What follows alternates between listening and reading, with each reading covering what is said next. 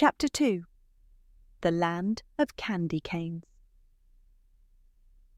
Susie had barely stepped off the sprinkle path when she found herself surrounded by towering red and white candy canes that sparkled like polished gemstones. The air was crisp and minty, and a soft snow of powdered sugar covered the ground. The candy canes formed a forest so vast that it seemed to stretch forever.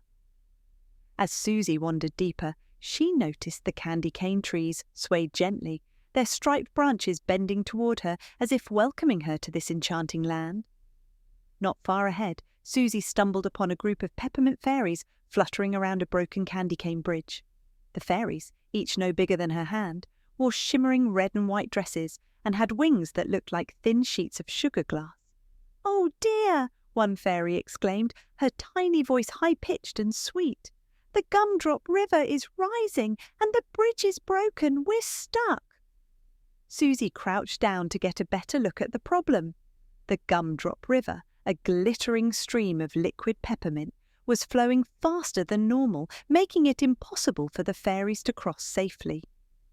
"Don't worry," Susie said confidently. "I'll help you fix it." Using her quick thinking, she gathered fallen candy cane branches and tied them together with licorice vines she found nearby.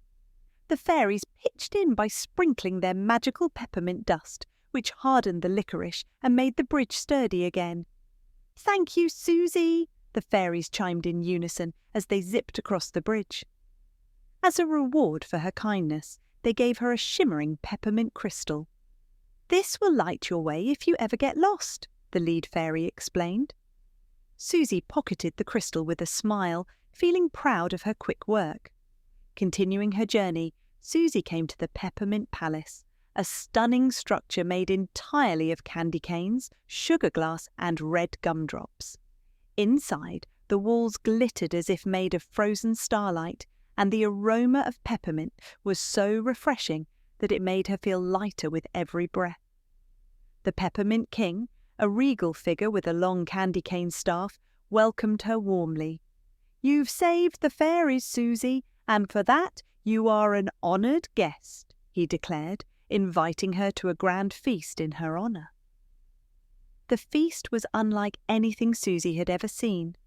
Giant peppermint sticks served as tables, and candy cane chairs swirled with frosting designs. Plates were piled high with mint chocolate truffles, peppermint bark, and fluffy sugar snowflakes. Susie sampled everything, her taste buds tingling with delight. She laughed with the fairies, listened to the king's stories, and felt a deep sense of belonging in this magical land.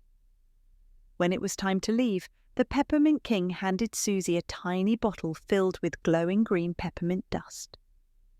"This will guide you to safety on your next adventure," he said, with a kind smile. Susie thanked him and waved goodbye, stepping back onto the sprinkle path. As the candy cane forest faded behind her, she clutched the bottle and crystal tightly, wondering what new wonders awaited her ahead.